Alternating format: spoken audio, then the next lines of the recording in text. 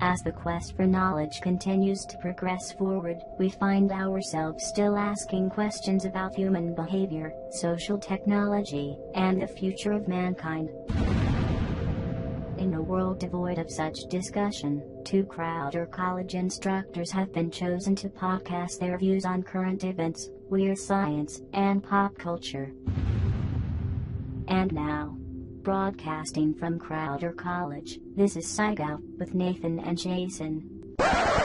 Welcome to the world of tomorrow!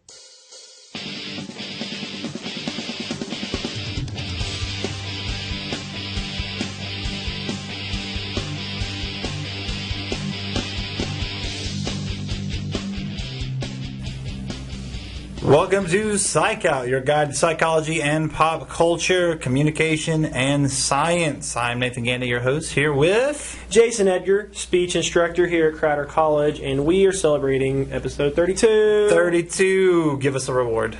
Yes. A reward or an award? I don't know. Both. I'll take money. Yes. Awards just tend to be plastic. So anyway. Or gold if you're an Emmy winner. Are you referencing the Emmys, Nathan? I am. See, I'm topical. I didn't watch the Emmys because I was watching hashtag Dexter. It seemed like everybody was hashtagging Dexter. But I didn't watch the Emmys because the award shows bore me. Oh, but absolutely, still, yeah. Hollywood, applauding themselves, right? But anyways. But there were good stuff mentioned. Yeah, and we'll talk about Dexter in the closing. But, we should have with all the things that they talked about. Now, first off, Nathan, I told you I wouldn't quiz you, but who won the best drama? That I knew. It was Breaking Bad, right? Absolutely, and well-deserved. Even though I think that the year that, aren't these awards the awards for, let's say, 2012, right? Yeah, it's not the current season on TV. You submit the previous season, I believe. Therein lies the problem, because AMC is doing this thing where it's like, we're just going to take our seasons and cut them in half. They've done it with Walking Dead, and they just did now it with... that half may be what they submitted. That's absolutely. possible. So you're talking about season 5, episodes 1 through 8, albeit you don't have to know all this. This is just nerdy Jason knowing too much about Breaking Bad. And actually, believe it or not, they told the cast that they were going to shoot all 16 and then just run them like that. Yeah. And so Dean Norris went out and signed Under the Dome. And then they were like, we're breaking up the 2 seasons. And he was like, well, I already had this other show going on. So if I got a job. Yeah. If anyone ever wanted to know why that actor was in 2 really good shows at the same time, that's why. But anyways, Breaking Bad best series. What about best comedy, Nathan? Oh, was it Veep? No. Veep. Dewey Louise-Dreyfus, she won Best Actress. Right. Yeah, and well-deserved, too. That's a great show on HBO. Very, very raunchy. We won't say any of the lines here. But do you ever watch Modern Family? I do. I keep it. Did that win this year? It did, and I'm sure it won before. Now, Nathan... Yeah, several of the actors have won. I've never watched Modern Family. Oh, I'm a big fan. Give me a reason why to watch it, and I'll start watching it. I like it. I don't know what other reason you need. I approve. What's it comparable to?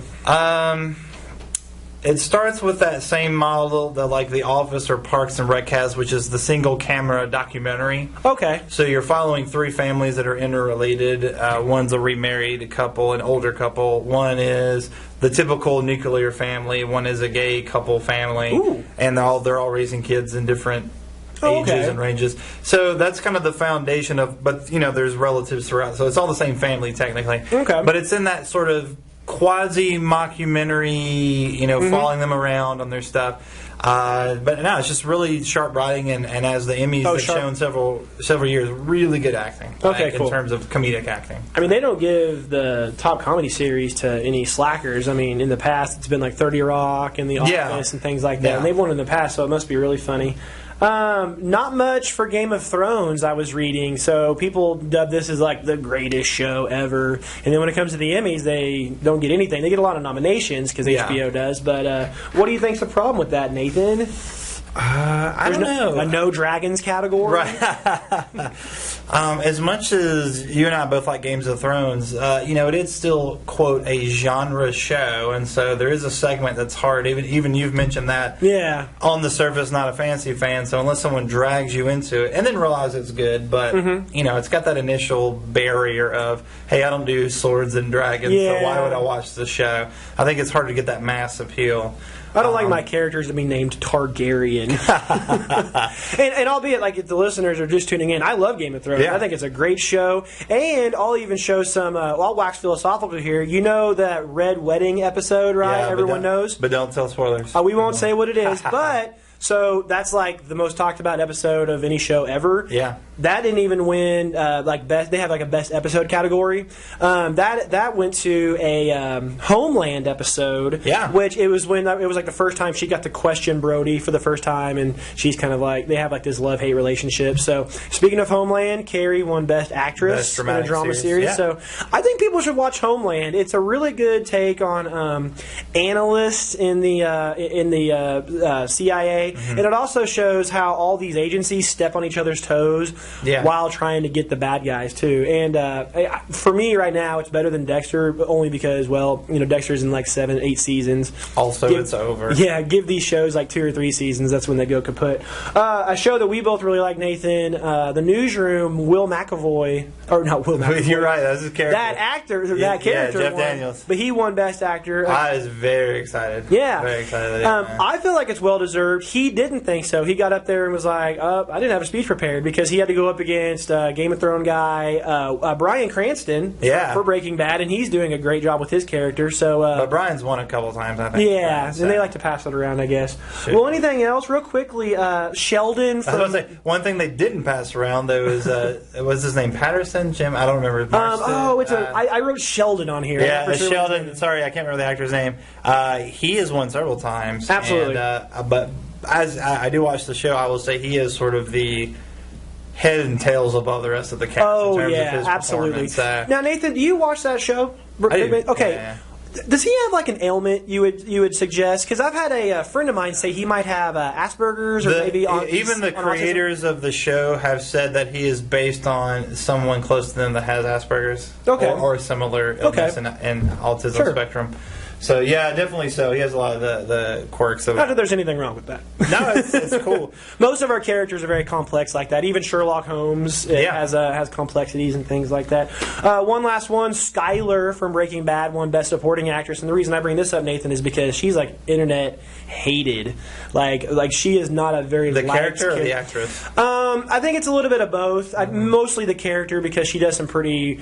raunchy things in the show, but I don't know. You hadn't seen it, but ultimately this character, or this woman, won for Skyler in Breaking Bad, and the internet has nothing but bad things to say about her. So. Right. It's like you mentioned Game of Thrones. What's his name? Joffrey, the kid. Yeah, King Joffrey. Like that actor has been. Oh, sure. I have to hide, like, because people hate me. They don't hate the actor, but they just. That visceral, like, you're such a horrible character, and that's all I know you from. And it's a good thing, right? Like you're wanting to act so well that people are just... people have said, like, whenever you were popular, you want to be at almost, like, both ends of the spectrum. You want people to like you and people to hate you, because whenever they hate you, they're still talking about you, and you're moving the meter. There you go. All right, so Emmys for you, and, you know... Psycat Emmy talk. I know, right. We've done enough movie and TV. We have some things to say. Well, speaking of movies, we got to kind of... It's not even really a movie, but it's being almost portrayed like a movie, and looks like a movie, but that's Grand Theft Auto 5. Now, we were fully on board, Nathan. We had our Grand Theft Audio episode 31 where we discussed Grand Theft Auto, we discussed gaming in general. Yeah. And 2 or 3 days after its release, it breaks $1 billion. Yeah. Now, Nathan, tell us why this is like noteworthy. Well, first of all, in one day of sales, $800 million. Hollywood wishes they could make that much money in one day. Pick your favorite summer tentpole awesome movie like The Avengers. Did not pull $800 million in the first day. Yeah, most certainly not. It takes a long time, from coast to coast. With international sales, I'm sure those movies maybe hit $1 billion. But again, before this week, we're recording this on a Monday. Last Monday we recorded. And we were talking about the release on a Tuesday. So 1 week has not passed, and they made $1 billion. That's amazing. And you talked about movies, though. One of the studio, Take-Two, who made the game, Rockstar made a reference to, like why did this do so well? Yeah. And their answer was, well, it's a known property. It's like saying here's a Superman or here's a Breaking Bad. Like the name means more than a video game. It's like a national thing that exists. Your patrons are going to buy it and they're going to love it or hate it, but ultimately they bought it. So my brother has been anticipating this game up to the point that of its release, then bought it and has played nonstop. In fact, he even asked off 3 days off after it came on because that's how dedicated he is. Several people did, and it wasn't, what's the word I'm trying to say here? Like it lived up to the expectations, and he's still playing it daily. My friend Aaron came over, which by the way, Aaron's going to be a guest here soon. But he said, what do you like about it, Tyler? And he's like, it's like watching a movie. It's like almost like a choose your own adventures. Yeah. Except it has like all this like blood and gore and things like that. So. And that's been one of the sort of celebrations of modern gaming culture is we've gotten so good at the technology. Like, look how pretty it is. Look how cool it looks. Yeah. But where movies stop there, as you said, I can pick up the controller. I can make the dude walk over there and do that versus the actor does that because the script says that. And so that's a cool sensation. And it's also seamless. I talked about this last time, but if you've ever played like a Grand Theft Auto game or any other game, like you're doing something and then you move, like you'll say you go through a door, you'll have like a load screen, right? Well, in this world, you'll drive up to the place you need to go, you'll walk in, and all of a sudden the scene will start. Now, that's good for a couple of reasons. One, I guess it makes it seamless, but two, well, what was the second reason? Oh boy, I already forgot it. Maybe that's just the number one good reason. But ultimately, here's what I was going to say. So whenever you're driving, and you've probably driven in Grand Theft Auto, right? Like you're not doing anything except listening to the radio. Well, they incorporated a lot of, you make a phone call while you're driving to the next location. And so you have dialogue going on while you're driving. And so you're sitting there driving, and you're like, oh, a story's being played out. Yeah. So fantastic. Now, we've went a long time on this intro, Nathan, but I really want to get in here. This weird England news. So. Well, what's the? That's my horror music. What's the song for It? What was the music for the Stephen King's It? I don't know the music, but I know the name of the person you're talking about. Oh, Pennywise, right? Pennywise, absolutely. Yeah. Well, anyway, speaking of Pennywise, in England, somewhere in England, there's this guy, and he's dressed up like Pennywise, and he's just showing up in people's yards with balloons and just staring at them. If you guys aren't familiar with It or Pennywise, evil clown is all you need to know. So an evil clown is disrupting England, and it hasn't yet. I don't think Nathan probably knows more about it than I do, but it doesn't turn out to be a publicity stunt. It just looks like this guy's just doing it just to freak people out. Yeah, and I feel like I read before I came in here. Maybe I glanced the article, or maybe I'm making this up. But I'm pretty sure I read they finally have found who it is, and it isn't like you said. It's not advertised or anything. It's just someone was like, oh, it's in good fun, kind of a thing. Side note, Jason, phobias. We've talked about those before. Chlorophobia is the fear of clowns.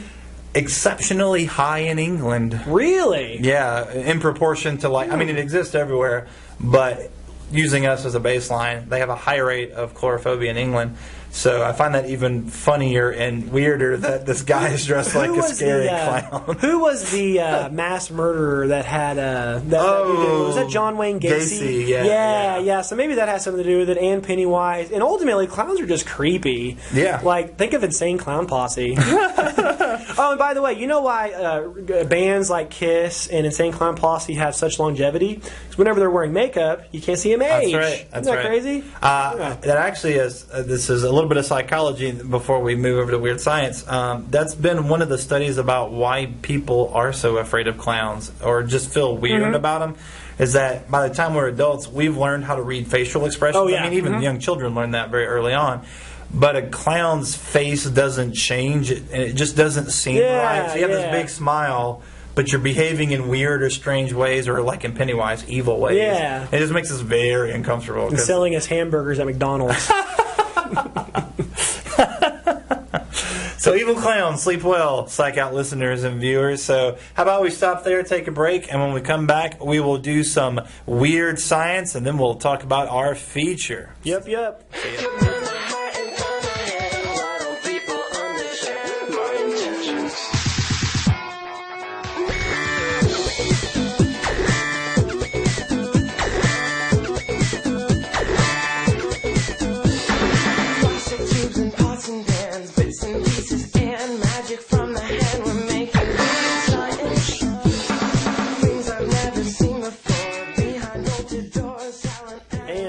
welcome back to Psych Out. We are here with some weird science, as you all know. Go ahead. We like the weird. I don't have anything good to say. Don't toss it to me. No, it's all right. I don't even think we've discussed since the very first episode, but this is the informative aspect of our podcast, where we just talk a little bit about weird science, anything that's going on, behavioral or otherwise. Usually it's pretty fun. Usually Nathan giving us awesome research, or usually just me typing in weird words into Google. And now with the added component of weird pictures to go along, if any of you enjoyed the blobfish from last week. Save the blobfish. So sad. But anyways, and also what we do, if you have any weird science, you can give them to us. Like, for example, one of our biggest fans, Cody Watkins, gave us a weird science that says, ingenious 19-year-old develops plan to clean up oceans in 5 years. So before we continue, Jason, what were you doing when you were 19? My Lord. I was not cleaning up oceans. Oh, boy. 19 years old. Well, as you well know, I was slinging Italian dishes at all of those. So he's cleaning up the oceans. I'm asking, would you like fresh grated Romano on that? Yeah. So, and also the median, or maybe the mode age of all the Crowder students is 19. I think I've heard that before. Yes. Right. So Crowder students, come on, how are you not cleaning the oceans? This kid is. But anyways, with millions of tons of garbage dumped into the ocean annually and repeat incidents of oil spills, it's oceans which has taken the brunt of unsustainable methods from man. So anyways... I think they said, 100,000 animals die oh, absolutely. And there's year. Trillions of fish in there, and also overfishing. And by the way, they mentioned garbage. There's this thing floating in the ocean called the Great Pacific Garbage Patch. Yeah. Have you ever heard of that? Mm-hmm. It's like half the size of Texas or something. Go humans. Anyways, to this avail, it was 19-year-old Boyan Slat that ingeniously created the Ocean Array Plan, a project that could remove 7 million tons of plastic from the world's oceans in just 5 years. It must just be like an ocean janitor. Yeah, basically. Because it looks like a sort of a... it was using the tidal forces to sift garbage through his... proprietary invention. I'm not exactly sure. These sort of like boat/net contraptions he's come up with, but super awesome. And it's not a problem that can wait a couple more generations. Mm-hmm. Sure. We're getting on the verge of really doing whatever the word is, not going back. Backward thinking. Yes, we're at the point where we may do damage that will not be able to be taken back. Threshold. How about that? Thank you. Yes. Yeah, we're at the threshold. So that's okay. I've had 2 blunders this show. You can just have one. Don't edit them. Don't edit them. No. You guys got to see just how knowledgeable we are not.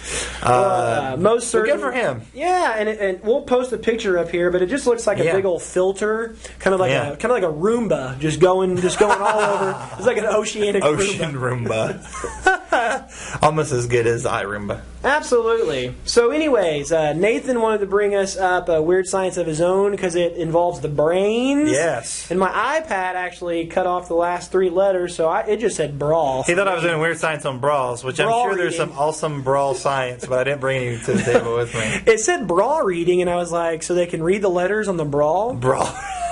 But instead, Nathan gives us a computer that can read letters directly from the brain. Now, this is not nearly as interesting versus that fake thing, but tell us what you... Wow. No, the brawl reader, that's a fake thing, right? So tell us why you posted this article. Oh, man. Okay, let me jump to the end by saying all of us have crazy dreams at some point or another. Mm-hmm. And, once reality TV sort of hit its, apex, for lack of a better word, one of the weird science thoughts I always had was, man, once we start being able to see and record our dreams, that will be the most popular reality show of all time. Oh, sure, yeah. Because just watch this crazy crap happening in my head. Well, part of the mystery of the brain is how do we find out what's going on inside it? And this is just base psychology. I mean, there were some psychologists, they're called behaviorists, that believed you just can't study the brain because you can't see what's in there. Mm-hmm. So you need to study what you can see, such as behavior. But now with neuroimaging and MRIs and PET scans and all this awesome stuff, we're starting to link computers and robots to those brain scans, and we are slowly getting to where we can actually see what is in your head. Cool. And this particular study, which was done in the Netherlands, was they had men and women in fMRI machines, which is magnetic resonance imaging. So we're scanning parts of the brain while we're making them read flashcards with letters on them. Mm-hmm. Some are typeface, some are handwritten. And as the brain scan was going on, we would map these in a computer. And basically they're called voxels, which is little tiny areas of the brain where would light up when they saw an A or a B or a C. And then the computer was able to figure out, after this was programmed, what you were reading. So I could put, the word Jason on a card and say, just look at it. And the computer would say, you're thinking of the word Jason. And this has huge implications. I mean, think about medical implications. You're in a coma, or you're just disabled where you can't communicate verbally, or you use your body, like paraplegic. Well, I hook this thing into your brain, and now words appear on the screen. I mean, that's the future that we want. And in fact, this group in Netherlands, they're trying to up the ante and start doing it with faces. So, they can basically train the computer to recognize certain images that mean a face, and so I can show you a picture of me, and the computer says, I know what you're thinking about. You're thinking about me. No way. I mean, the medical applications are incredible. I won't lie, as I started this with, a little part of me thinks, man, if we get to the day where I can just record the stuff that's in my brain, that's going to be crazy. Yeah, and it also kind of sounds a lot like Singularity, too, where it's like we're going to have, nothing is going to be private on Earth. We're going to know anything and everything, and this is the first step. So, and also, Nathan, I don't even know if we discussed it in the very first discussion of the current events, but our whole podcast is kind of stemmed around this idea of transhumanism and bioethics, right? Yeah. Spell either one of those. Transhumanism's easy. But before we move on to my weird science, just briefly tell us what is transhumanism and bioethics and how it compares. Transhumanism is the philosophy that since we're developing technology faster than our bodies are evolving, why not attach the technology to ourselves and make humans better? Whether that's replace our missing limbs with robot arms and legs, or putting chips in our brain that directly connect the Google, so instead of having to memorize things, I can just search a web crawler, or even beyond that, whereas I upload your brain into a robot body, and so if your body dies, hey, you're okay because you're now in a robot body. That's kind of super sci-fi, but the idea is using technology to augment humans today. Yeah. So we can all just be 100% robots in a few years. Yeah. In the future. All right, now I'm going to give Nathan the old iPad here, and I'm going to want him to just read the headline. Are you ready, Nathan? Okay. And then we'll have a discussion. I apologize to listeners and viewers if there's a lot of profanity, because I have not seen this. All right. European Space Agency might send robot snakes into space. Robot snakes in space. And the picture is... Samuel L. Jackson on a plane with a snake. You might say snakes on a plane. All right, talk about transhumanism, right? For the snake. Now, I don't know that. Snakeanism. I don't know that particular story, but I have seen other researchers use a snake body in a robot model because snakes can get over things pretty efficiently. Like very odd, strange terrain, like rocks and stuff. Where you think about something with wheels, if you're not like an off-road buggy, you ain't going anywhere. But a snake can slowly work his way up and down. So I could see that, yeah.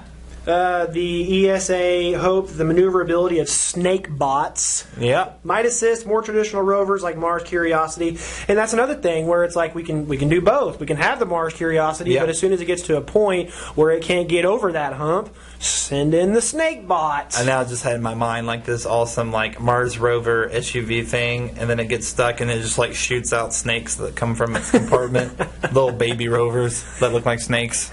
Speaking of, this should just be a phobia show, Nathan. A phytophobia, fear of snakes. Yeah, in my experience, a person is either, big either or fallacy here, either afraid of snakes or afraid of spiders. For example, for me, I don't care about spiders. I mean, I'll be whatever, but a snake, I'm running the other direction. That's interesting. So what about you? Snakes or spiders? I don't know if I have a phobia, but I definitely would feel more uncomfortable around snakes. Spiders don't do anything at all. Yeah, and I've had spider bites before, and people go crazy, and it's like just treat it, Yeah. I'm really oversimplifying it. Yeah, spiders are crazy, and snakes are crazy, and things like that. Right. But and I've actually heard that one reason why we lean more towards snakes than spiders is snakes don't have legs. Oh, yeah. And so that creeps us out because most life has legs that we are exposed to as humans.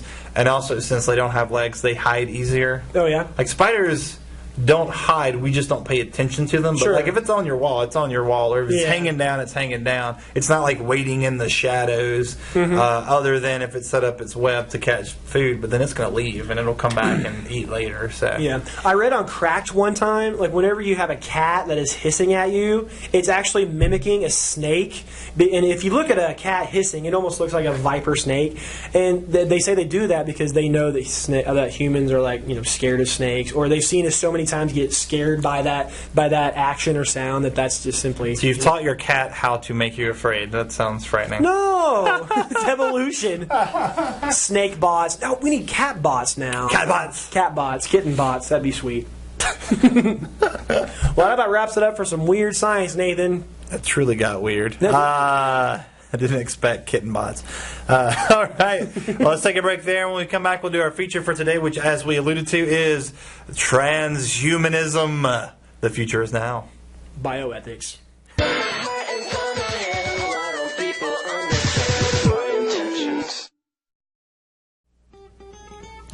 Episode 32 of Psych Out is brought to you by Crowder College.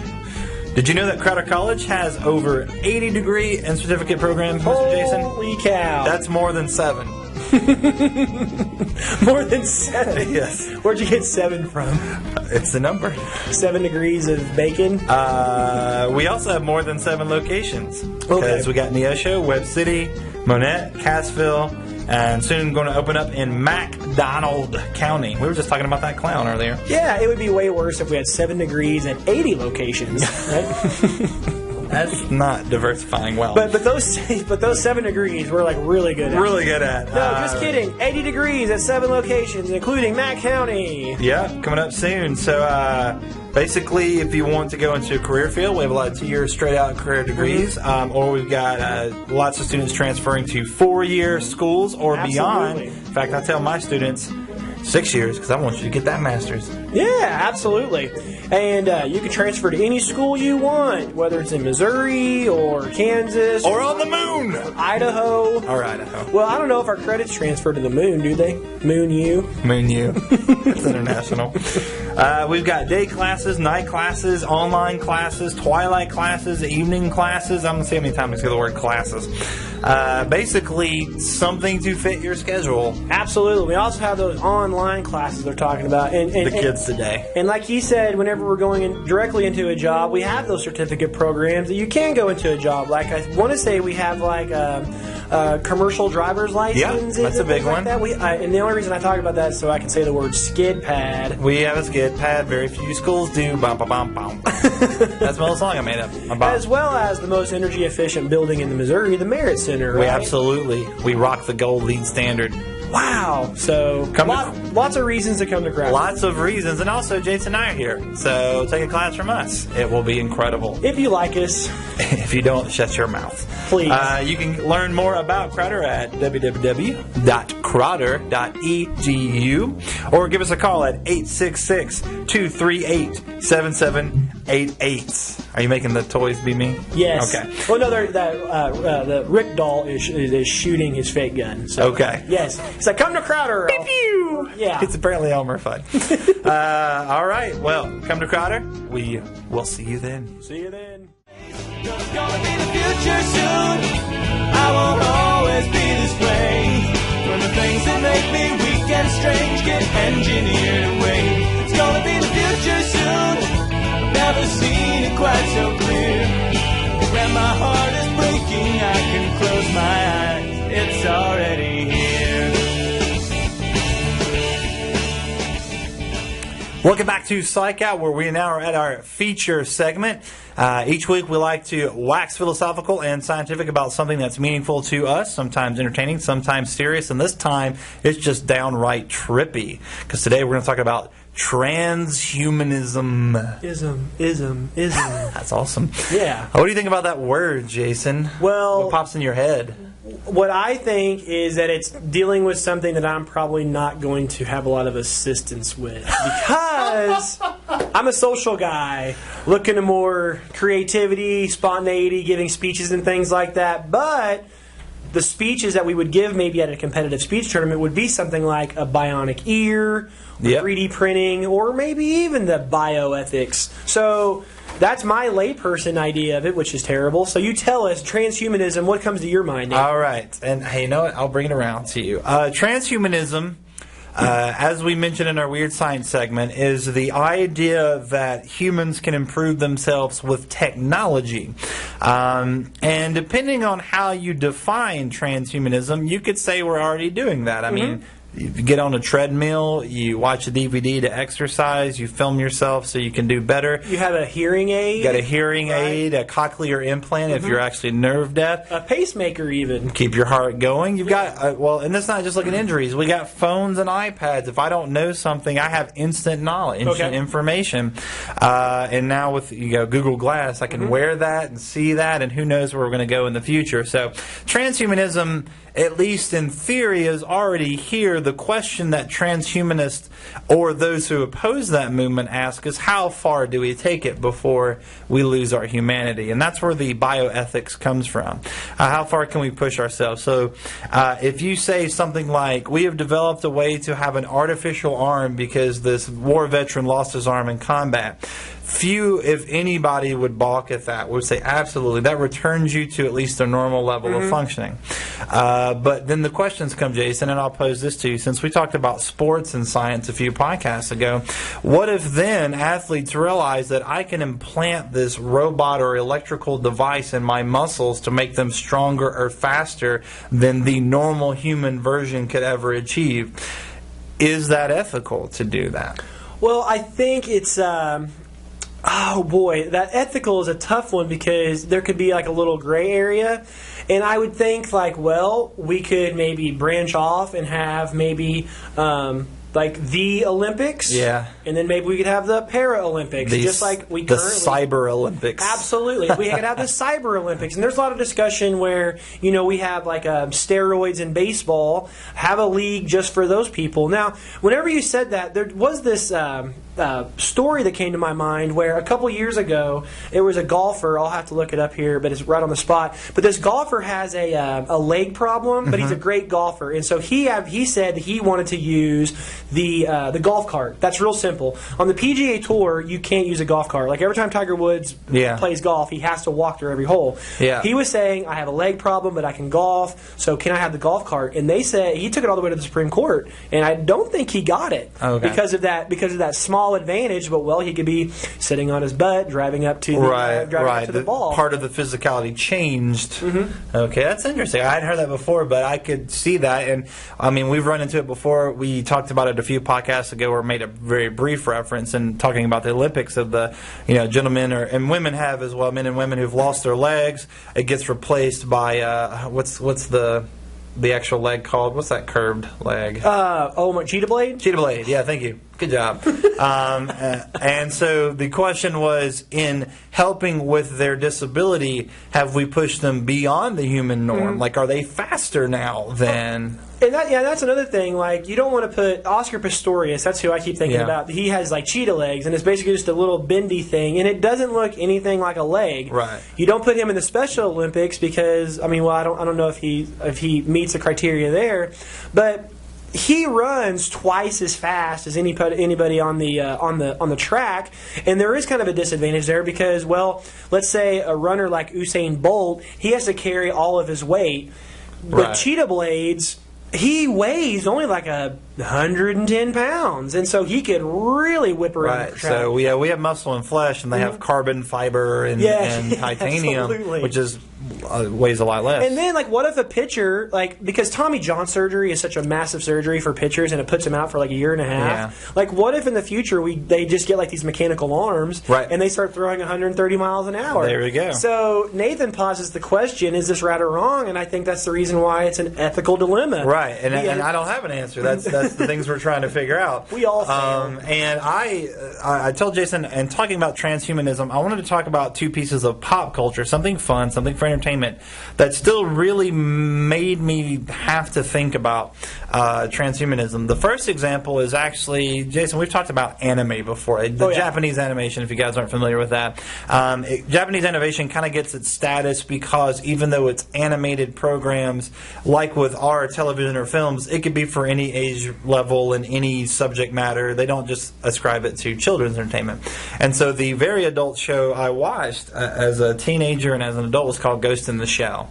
And that phrase is a reference to how do you know what and who has a soul? So the idea of, and to give you an example, Ghost in the Shell, we can build you this robot body. I mean, it looks and feels like skin. It feels like a normal body, but I can basically upload your brain in a computer, like you download something and put it, file on a computer. I can move your neural images and impulses from one brain to another. So now you're in this new body. As the Ghost in the Shell question postulates, are you still the same person? Is that you in there? Ah, yeah. Are you a copy? That's the are you the brain? Are you this metaphysical soul? And so and so that's kind of takes it to the next step. And that was in the first place I really had to think about this. Like if someone said to me, "Hey, we're going to put you in a robot body that looks like yours, but you're not going to get sick and all that," my first thought is, "Heck yeah, let's go." But then what do you mean? Do you mean putting my brain in the body? Do you mean like copying me, like software? And is that really me, or am I in this shell? Have you heard of the ship of Thesis? It's that right there. It's basically like saying exactly what you're talking about. It's a theory that, like, okay, let's say you have a mothership and it's like going through outer space, and then, well, like, let's say a bolt falls out and you replace that bolt with a new bolt. Well, after 20 years, is it still the same ship after everything is right? Because you've replaced everything. Yeah. Absolutely, I'm actually surprised you never heard of that, because it's pretty interesting. Look, he's like, I'm surprised you don't know something. You stupid man. And think about this: like we shed skin cells. I've heard of that from the bio point of view of like every few weeks and months we've completely we have a new body, more or less. Yeah. And then we think differently than 7 years ago. We have new taste buds. Right. So the Jason Edgar from 7 years from now, not going to be the same Jason Edgar. Absolutely. Probably finally going to like hot sauce. I don't know where that came from, but well, again, that's a transhuman thing. Is imagine if we understand neural circuitry to the point where I can say, okay, Jason, not only can I give you robot arms and legs, but since I can put chips in your brain, hey, you want us to make you like hot sauce? Or, remember that terrible thing that happened to you? Do you want us to erase that memory? Please.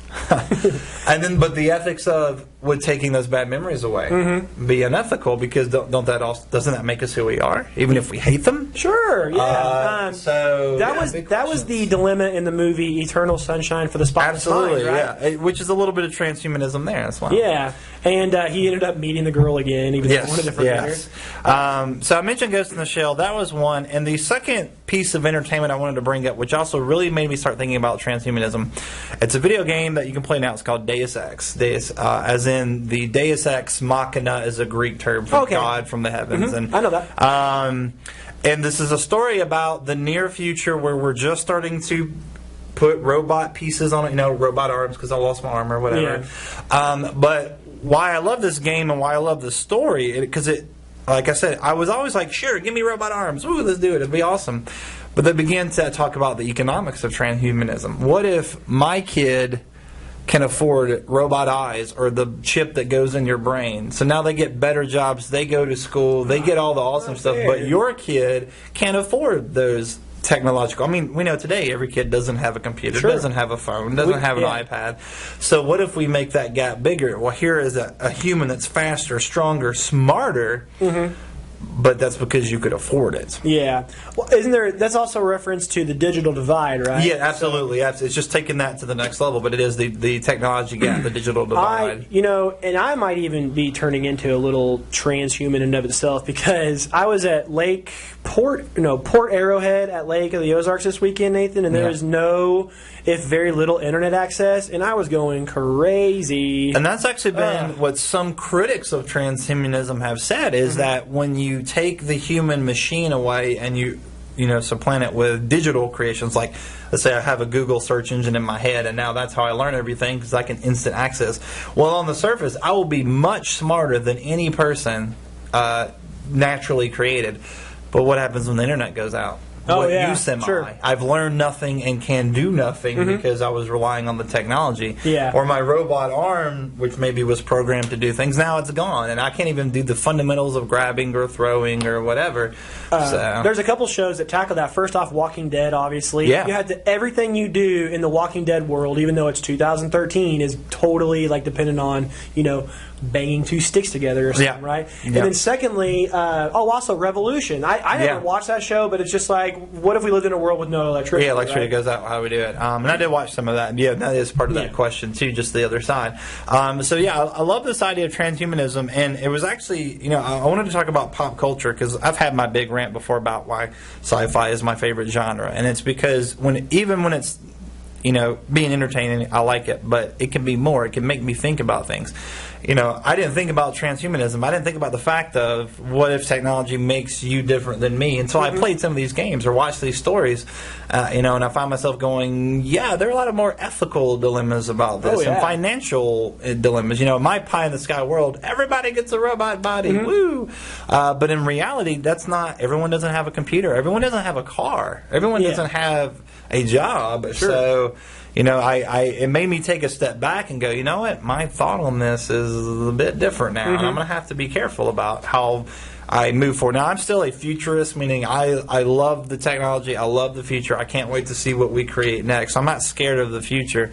But it did make me realize that the reason we have these ethicists around is we have to say, hey, it hasn't come yet, but let's try to figure out it before this thing happens. Before a robot becomes alive, or before your baby can have a computer chip. Let's work this out first. Yeah. You gave me that video to prompt the discussion, and I actually learned a couple things. What you were just talking about, the future of mankind has this problem. Stopping aging, which we all want to stop aging, plus erasing our disabilities, equals true social equality. Yeah, right? That's the pie in the sky of transhumanism. Yeah, and that's what you were just saying, right? Yeah, that's what they hope that happens. But the practical realities, maybe, if did you catch that movie Elysium by chance? Elysium, no. Yeah, I heard it was liberal propaganda. Look at all the rich people with all their health insurance. Or was it or not? You tell me. I don't know if it was propaganda. Also, I heard that from a conservative. So yeah. Now, the moral of that story in the sci-fi package was looking at how we distribute healthcare, but it was used in the sci-fi. So they have the technology that their technology can fix any problem, and that would be transhumanism. Yeah. But only the wealthy got access to that. Okay. So sure, I guess if you want to call it that. However, that's a very real problem today. We have technologies and resources that not everyone has access to. If anything, it's more like a functionalism problem versus political. Absolutely. That video you also showed me said the next 1,000 years. This is actually the opposite of what Futurama dictates. Yes. So Futurama, you say, is the opposite of what we're talking about today. So why is that? Yeah, Futurama, if you haven't seen it, it's a cartoon. It's meant to be jokes. It's meant to be funny. And it's meant to be kind of a reflection of our culture. But with that said, here is 1,000 years in the future. You got robots and spaceships and aliens and all this cool sci-fi stuff. But everybody's got the same problems. We still deal with jealousy and romance issues and inequality and bad decision making and the stuff that makes us human. Sure. And so, what you're referring to was Idea Channel did a little special on Futurama versus transhumanism, and their point was, those who are against transhumanism also argue that even as we get the most awesome technologies in the world, we're still fundamentally humans. We've evolved to this point. And, it takes us a long time to adapt and change relative to our structure. So maybe we will be living on Mars, but still be arguing about who should do the dishes and what men and women should do. And who should be president. President of Mars, and is that Martian president too liberal or too conservative? So, technology doesn't guarantee we fixed all our problems. And we see that in education. I'm sure you've seen it too, where coming out of the 80s into the 90s, the big idea was a computer in every classroom and we will be amazing and smarter and faster and better. Yeah. Computers are awesome. They do not make your kids smarter by themselves. They don't magically beam things. It's about application of technology, and that's where we don't have answers. We'll build the machines, and then the machines will help build us almost. Right. Duncan Trussell, what you were just talking about, one of my favorite podcasters, Duncan Trussell, said that humans aren't necessarily different than any other animal on Earth. They said we were just kind of thrust into the foreground for whatever reason, our precision grip, our opposable thumbs, whatever, higher levels of thinking. Yeah. But what you said that we're inherently human, there was there was a little buzzword on that video you showed me. What was that come from again? The PBS thing? Oh yeah, PBS has a series on the internet called Idea Channel. It's like 5-minute videos about some big topic, and so great, super fun, super smart. Check it out. They threw out this term called the hedonic treadmill. Yes. And I know hedonism is kind of like if it feels good, do it, right? Absolutely. Okay, absolutely. So the hedonic treadmill is that in the future we're going to have great technology, diseases are going to be eradicated, life is going to be easier. Even today, a cell phone that you could call anybody, ask anybody, you can look at anybody's Twitter. But are we actually happier? Right. That is the treadmill, meaning like running in place, saying that the better that we get, we still have bad days and good days, and we're always kind of looking for the middle. And so what they're talking about with that hedonism treadmill or hedonic treadmill is if you have a future free of all problems, how does the brain handle that? Because we are used to having the bad thing to give us a perspective on, life is good because remember when it was bad, but now it's good. Yeah. If you've never had bad, what happens? Absolutely. Can our brains handle that even? And so, again, that's a great ethical question. I don't know. And it is just a way of thinking. I think I said it 2 podcasts ago where I said there's a study that says Americans are more stressed out than Syrians. Right, even though the entire country is in a bloody civil war, we still kind of have like these first world problems like, my cell phone, I can't send my text message within 3 seconds, or my person hasn't responded within like 2 minutes. So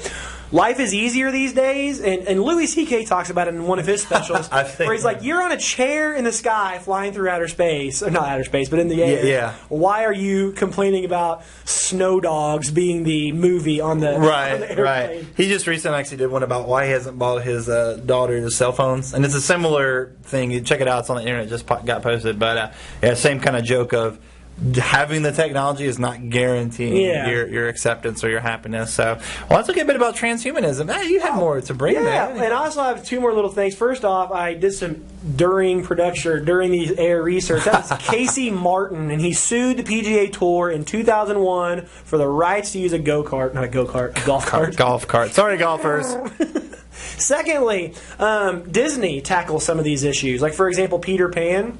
Peter Pan is the future of medicine, trying to stay young as possible, right? And also, secondly, looking at Snow White, they talk to this mirror in Snow White, mirror, mirror on the wall, and it answers any question. That could be the internet, right? Could you ask Google anything and it could answer you? Isn't that the machinations that Apple wants with Siri and even Google phones where let's create a Siri virtual in my phone. Pretty much. So you have this virtual intelligence, and one day, man, this is a little bit scary. Teachers may be VIs, we may be virtual intelligences, and so they come to school, and then the robot hologram or whatever comes up, and they say, "Hey, hologram, Mr. Edgar," and hologram teaches them, and I don't know, we're dead somewhere. I guarantee you my hologram still hasn't uploaded his syllabus. Even with the future. That's the thing, right? These future problems, Blackboard and MicroWriter. Right. Absolutely. You have all your grades at your fingertips, but it's like, I'm having trouble logging in. All right, and let me put this one last footnote. We've been going a while, but it's been a fun discussion. Earlier when we started, you're like, well, my side's social, transhumanism may not apply. Well, in talking about technology and transhumanism, it does make me think about socialization. Facebook, we've talked about so much about Twitter and Facebook and how that's kind of changing the dynamics of communication. Well, imagine you have the internet, you have Facebook, you have that wired into your brain, and we already have wireless technology. So I send my thoughts to you, to your brain.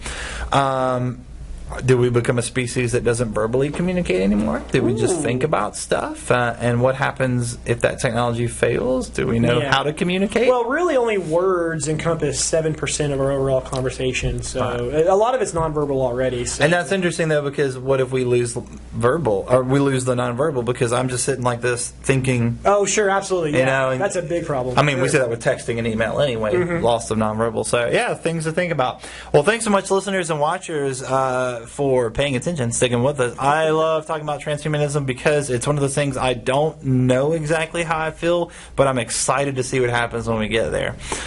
So we'll take a break, and when we come back, we'll close things up. So see you then, future listeners. When my heart is breaking, I can close my eyes. It's already.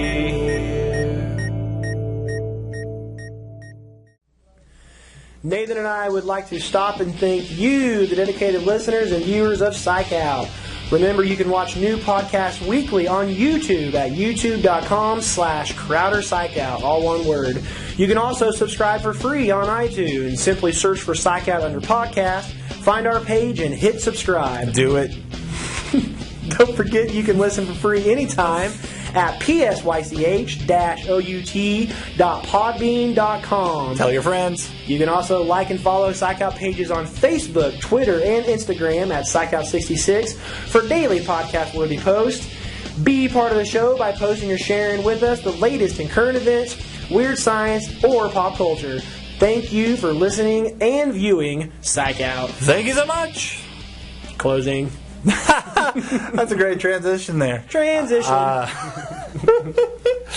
Oh, listeners, you made it this far. Thanks so much. We've had fun talking about weird science, fun talking about transhumanism, and just wrapping up some of the pop things that we like. So, as those longtime listeners and new viewers know, we like to close with not only what's to come, but just what's going on with Jason and I in these last few minutes. So, Jason, how about you? What do you want to bring to the table today? Well, I got back from the STAM convention, and ultimately that kind of parlays us into my next venture, which I'll talk about here in a few seconds. But I spent Sunday watching, really just decompressing, watching football, and then watching my two favorite shows. I really wanted to talk about Breaking Bad. It's getting really, really great. At this point in the juncture, I don't want to spoil it too much, but pretty much everybody knows who he is, right? The main guy who broke bad. Yeah. And then last night we had a big old Dexter series finale, right? Finale. The end was here. And I asked you earlier, without going into details, because I'm sure I'll watch it eventually, but overall, what would you give the series as a package? Oh, the series as a package? A-. Okay. How would you give this finale in terms of giving you what you wanted? Meh. Okay. MEH. C. Okay. I thought his last kill, he's a serial killer, right? A positive serial killer if there ever is one. But his final kill was very poetic. Okay. I don't necessarily like how he wrapped up things with his son. Dexter has a son, and so there goes that. And there really wasn't no, like, you know how we have like these hidden identities in these shows, Nathan, where he's secretly a serial killer? In Dexter, like the Miami Metro Police Department never really caught wind of him. Anytime there was ever Bay Harbor Butcher discussions, he kind of was able to wrap it up. But you're thinking with the Dexter series finale, the cat's going to be out of the bag, everyone's going to be chasing him. But as of right now, even post-finale, no one still knows. Well, shoot, I probably shouldn't spoil it. But ultimately, there wasn't a big everybody's manhunt. after him. Like in Breaking Bad, cat's out of the bag, everybody's coming. He can't do anything. Right, gotcha. Anyways, I'm just watching TV. And, so what are you going to do when Breaking Bad's over? Walking Dead is going to come on. I was going to say, cry in a fetal position. All right, it's fall season's here. Oh, my Lord. I finished Orange is the New Black Season 1. That's super great. And Elementary comes back this week. I'm very excited about Parks and Rec. New Girl's back on. Brooklyn Nine-Nine's really funny. I just caught that. I liked it. Yeah. Oh, it's about the Parks and Rec guys. Like, a lot of the crew that did that. So. And Agents of S.H.I.E.L.D. comes up this week. Oh, yeah. Really, I mean, this is like, it's not sweeps, I don't think, but they're all No, it's just back. The new fall. Yeah, it's the new fall season. They come back, and we both like Elementary. So, how about you, Nathan? News about you? Let's see. Nothing too exciting happened this weekend, which is always good. Just poking out the house. Bought some new furniture, getting things ready for a kid. So slowly but surely, getting the house ready. Yes, I did watch some TV. briefly, just of the new shows that I've caught so far, which they've only just started. I did like Brooklyn Nine-Nine, a lot of fun. I caught a show, one of my favorite shows that wrapped up. It had 5 seasons. Was called Fringe. It was kind of an action adventure, supernatural. Well, it's more sci-fi. They have made a new show called Sleepy Hollow. Okay. Just what it sounds like, only modern day. If you like that fish out of water, house, elementary, you know what I mean, like the guy who's smart but doesn't quite fit in. Only in this case, it's as much about supernatural time travel because he's a guy from the 1800s. Okay. I always dig that sort of you don't quite fit in, but that helps you be smart at something. So fun dynamic, cool show, scares to be had. If you're into supernatural type stuff, check it out. But next week, or this week, actually, we're recording a whole bunch of stuff. So next week, we'll be talking about the Avengers because that's coming up. And we talk about TV because I think it's my favorite pastime. Like, I almost attribute most of my professional success even to just sitting down for a couple hours a week. I say a week. So just watching television.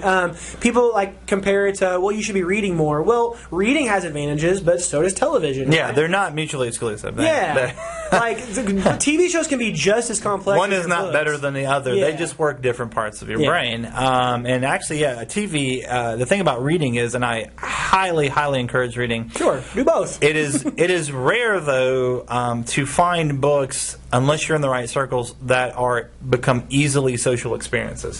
Sure. You know, occasionally, like a pop culture thing will hit, like Harry Potter, where everybody and their mom is reading that, and so you can share that together. TV, it's a little bit easier to socialize with, because I can say, hey, did you read this book? Well, maybe, maybe not, but I can say, hey, did you see the show? Well, it was a smaller investment, and we're more likely. So I like the social side of television. I mean, I have many fond memories of family moments where we were sitting together watching the same show, enjoying the same show, and then discussing that show afterwards, and even years later. I think both are absolutely good, and yet TV is that medium that we can tell so many good stories. And frankly, let's be honest, a lot of the good writers, actors, musicians, they've left movies and come to TV. Yeah, there might be more money, and especially with Netflix having unique models of TV now, we're getting some amazing stuff out there. And also YouTube, which brings us to our last thing we're going to discuss today is our next, let's say, 5 shows.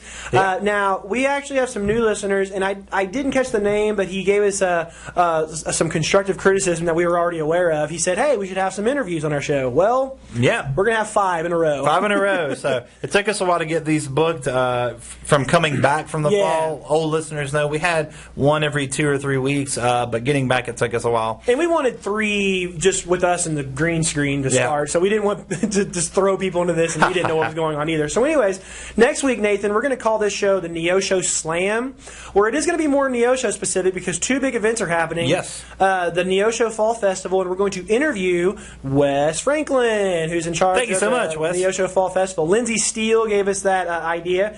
And also, I am hosting a big college debate tournament called October Slam. October Slam. October 4th and 5th. If you'd be interested in judging or assisting, please let me know. And now I think about it, side note, Crowder's doing that rummage sale. That's September 28th. There we go. More Neo Show fun. Neo Show Slam. Episode 34, we're going to usher in Walking Dead our very own way, but instead of talking about zombies, we're going to talk about survival instead. And our in-house guest is going to be Aaron Kosharek.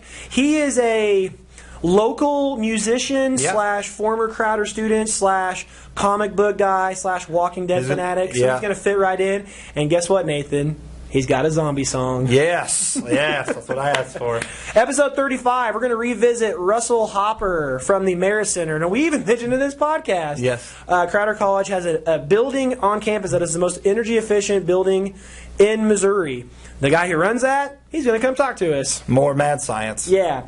Episode 36, this is one we're both really excited about. We're going to have an LGBT-focused show. So for any lesbians, gays, bisexuals, transsexuals, that's the acronym, right? Transgender. We're not going to have them on the show, but mainly discussions. And our interview is going to be Drew Feathers. He's currently the director of theater at Crowder College. Got promoted. Yes, congratulations, Drew. We'll talk about that and many others. And last but not least, episode 37 is going to be our next big feature. It's going to be our Halloween episode. I love a good Halloween feature. Yeah, and we're going to be pleased to be joined by Becky Gooch, soon to be Becky Arnall, and she's going to talk about some spooky stuff in Southwest Missouri. Ooh. Also a little bit racy, for what you've told me.